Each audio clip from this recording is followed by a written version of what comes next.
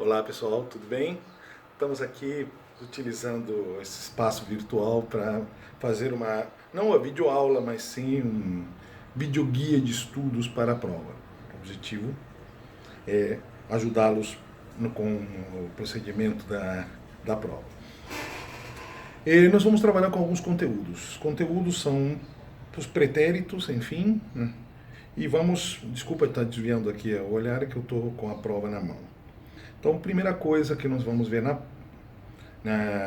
para ajudar no estudo é lembrar que teremos perguntas e vocês vão ter que responder a partir de provocações constituídas. Por exemplo, colocamos um texto, eu faço alguma pergunta e vocês vão ter que responder a partir desse tipo de pergunta, né? Por favor, atento se o cabeçalho diz é sua opinião ou interpretação da opinião que está no texto. Isso é importante, porque se é interpretação e você tem que decodificar a interpretação, é uma coisa. Se eu peço a sua opinião, então você vai ter que manifestar-se de uma maneira que pode ser inclusive diferente da posição que está no texto, tá bom? Segunda coisa, verdadeiro ou falso. A mesma coisa, por favor. Verdadeiro ou falso não é o que a gente acha que é verdadeiro ou falso, mesmo que esteja certo. É o que o texto diz. Então, por isso que cuidado com esses exercícios que parecem fáceis, mas não são. E aí vamos para a partir de pretéritos. E nós vamos começar com o pretérito imperfeito. O pretérito imperfeito tem uma história super linda, uma história que fala sobre as influências da língua. A língua portuguesa é uma língua mais moderna. Quando digo mais moderna, não quero dizer que ela seja mais nova, não é isso. Eu estou dizendo que ela é mais fácil para a comunicação. E eu, quando digo que é mais fácil para a comunicação, também não diz que ela é mais fácil gramaticalmente.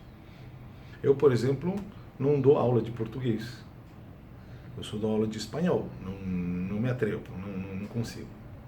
Então, mesmo que seja para estrangeiros, mesmo para estrangeiros, eu não me atrevo. É uma língua que, para mim, inclusive, ainda tenho algumas dificuldades. Porém, é um pouco mais fácil de ser, muito mais lógica que o espanhol. O espanhol ainda está ancorado a uma série de regras, ainda está mais para a decodificação do que propriamente a comunicação, né? Então, vamos lá. O pretérito imperfeito. Primeiro, para falar de pretérito imperfeito, temos que falar sobre os verbos, né? Para falar de verbos em língua espanhola, não basta tirar a roupa dos verbos do português e colocá-los na roupa dos verbos em espanhol. É um equívoco achar que traduzindo o português você vai ter espanhol. Tem um amigo que falava que bastava falar mal português para falar bem espanhol, que é uma provocação, uma bobagem enorme. Tem nada a ver uma coisa com outra, nem vice-versa. O máximo que vai conseguir é criar uma caricatura chamada portunhol, se for o caso, com influência maior do português, ou espaguês, se for influência maior da língua espanhola. Nenhum dos dois estão em pauta. Vamos lá. Vamos começar com os verbos. Cantar e cantar-se. Cantar e cantar-se. Reparem que um termina com infinitivo. Ar, cantar. Se termina com infinitivo, esse verbo vai ser denominado verbo infinitivo. Olha que fácil. O segundo, cantar-se, termina com um pronome. Nesse caso, um pronome átono. Átono. Esse pronome átono, se, então diz que o verbo, ao terminar com um pronome, passa a ser chamado de verbo pronominal. Então, temos os verbos pronominais e os verbos infinitivos. Em espanhol não existe verbo nenhum que termine em or, como em português. Antepor, supor, propor, dispor. Uma dica, tem nada a ver com a prova, mas é uma dica. Todo verbo que termina em or, em português, vai terminar em er em espanhol. Por exemplo, anteponer, proponer, suponer, poner, etc. Fechou? Bom, vamos ao que nos interessa, conjugação. Os verbos terminados em ar, er ou ir, ou seja, verbos infinitivos, como cantar, sumar, viver, abrir, etc., eles serão conjugados com pronomes personais. No caso, as terminações são as seguintes. Deixa eu pegar aqui Os verbos podem ser de primeira conjugação, segunda conjugação ou terceira conjugação.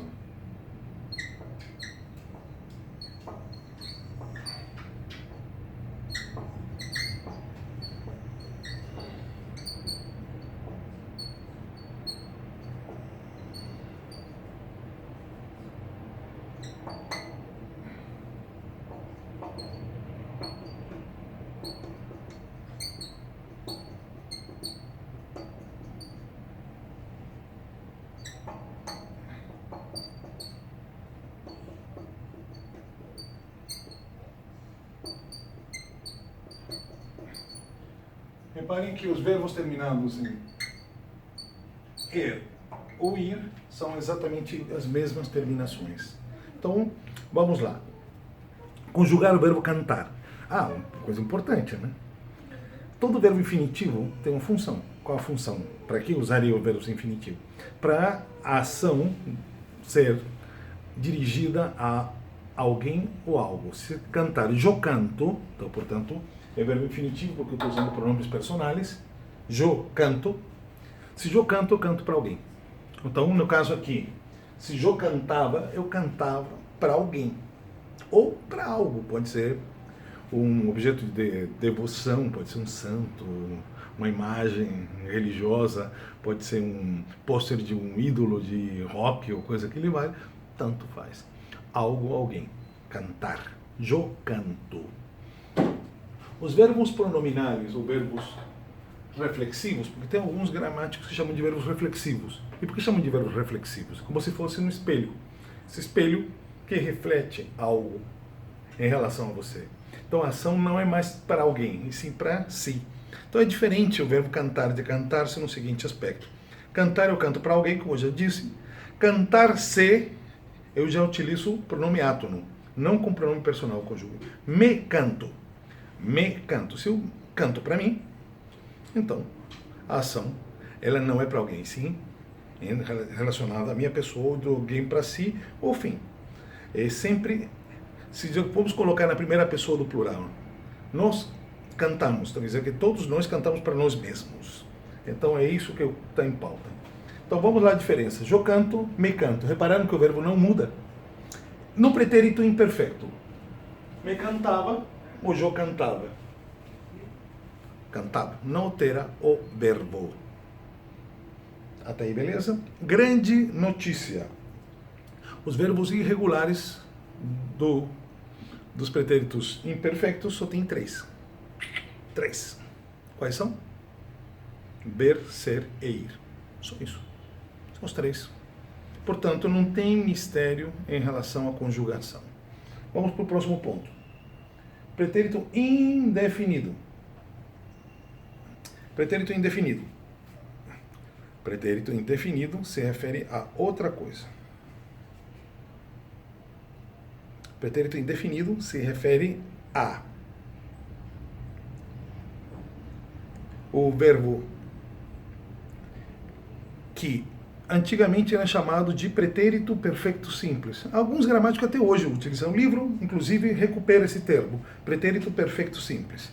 Mas a nomenclatura mais atualizada diz que esse mesmo verbo, pretérito perfeito simples, entenda-se, é igual a pretérito indefinido. Então essa terminação que nós temos aqui muda, não é mais aba ou ia. É esta aqui.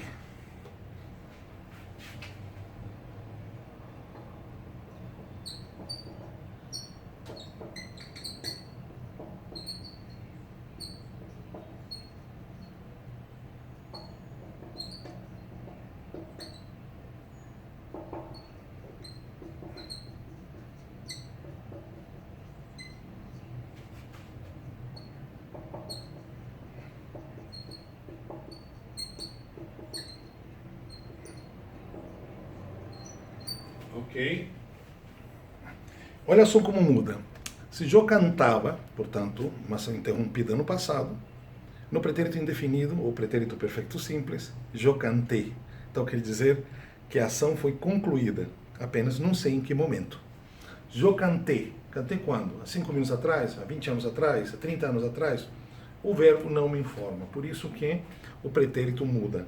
Então, quando formos para pretérito imperfeito, pretérito indefinido, a ação que é concluída ganha uma outra dimensão. Uma coisa é dizer, eu comprei um chocolate. Então, portanto, eu fui lá a algum lugar, paguei, recebi, pronto, ação concluída, comprei. É diferente de dizer eu comprava. Qual seria o verbo nesse sentido? Eu comprei ou eu comprava? Seria o verbo comprar. Por quê? Porque eu estou usando pronombres personais. Então, se eu comprei para alguém. Se eu comprava, eu estava comprando para alguém. É diferente do verbo comprar-se. Aí eu diria me comprei um chocolate ou me comprava um chocolate se for pretérito imperfeito. Até aí, beleza? Continuamos. Verbo. Até aí tudo bem. E aí vamos para os possessivos. Os possessivos. Bom, quais são os possessivos? Os possessivos têm uma característica muito simples. Olha só, o que é meu e o que é teu. O que é meu, o que é tuyo. Simples assim. Não tem mistério. Mi padre, tu padre, etc, etc, etc. E quando eu digo, vamos para os plurais. Vamos lá. Quando eu digo os possessivos vão mudar de figura. Os possessivos vão mudar de figura e vão ficar assim. Mi, tu, su, nuestro, vuestro,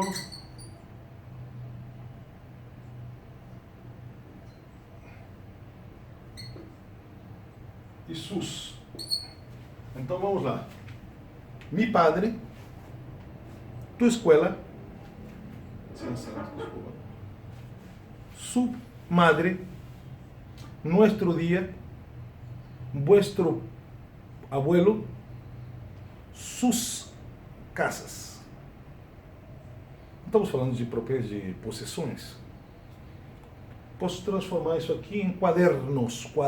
Se estou falando dos cadernos deles, então são sus quadernos. Mas se estou falando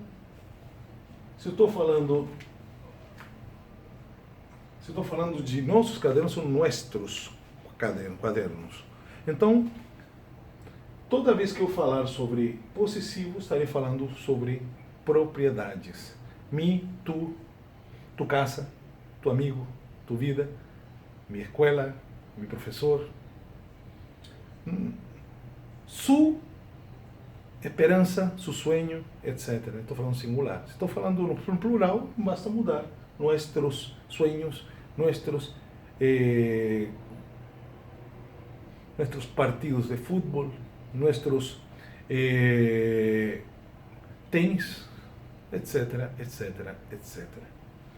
Vamos lá? Por último, é a interpretação de texto. Interpretação de texto é nada mais do que isso. Interpretação de texto. Fechou? Valeu. É isso que eu tinha a dizer. Boa prova. Tenho certeza que vai dar tudo certo.